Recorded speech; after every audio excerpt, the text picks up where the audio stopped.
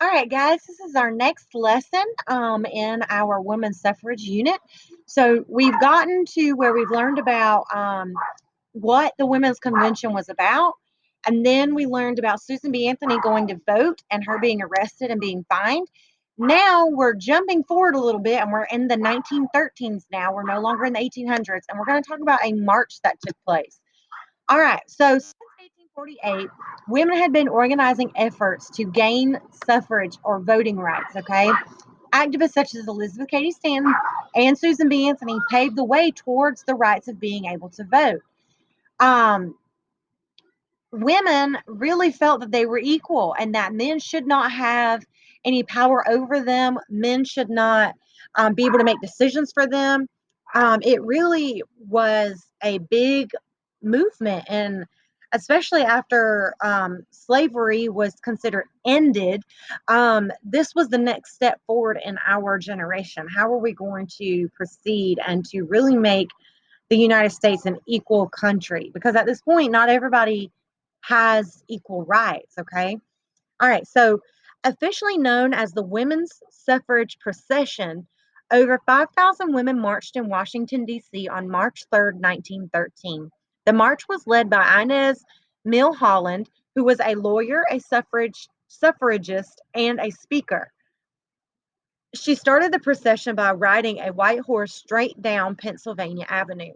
As the march continued, the women met resistance to their message. Crowds made of mostly men blocked their path.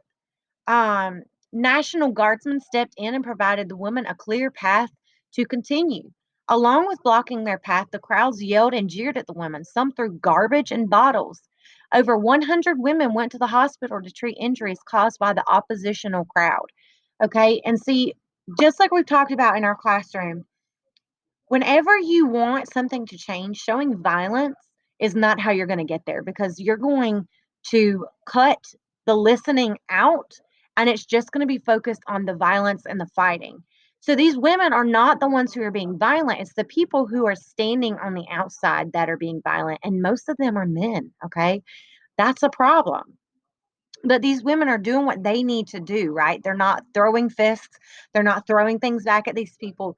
They are just simply marching to protest to have the right to vote, okay?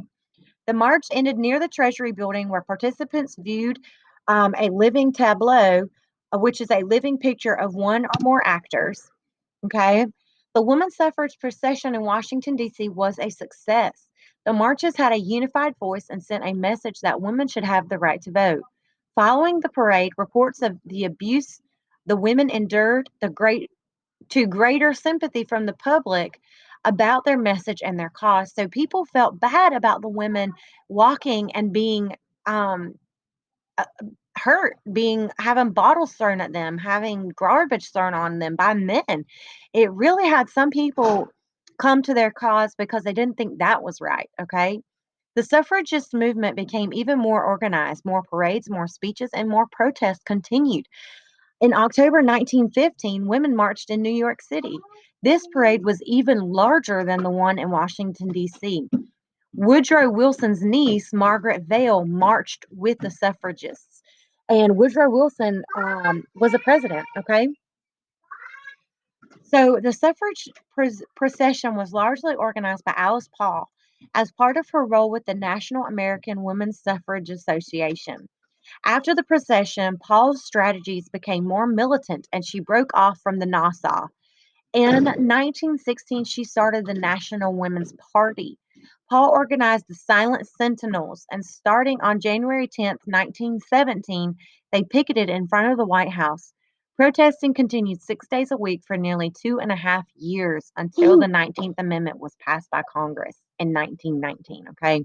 It would take another 14 months for the amendment to be ratified by the United States and become part of the U.S. Constitution. Please, please, no, wait, wait. All right, so there is some additional information there for you. And then, just as in the last few days, you're going to fill in your answers to these, and then you're going to click the yellow share button and share it with me. Remember, if you have any questions, contact me.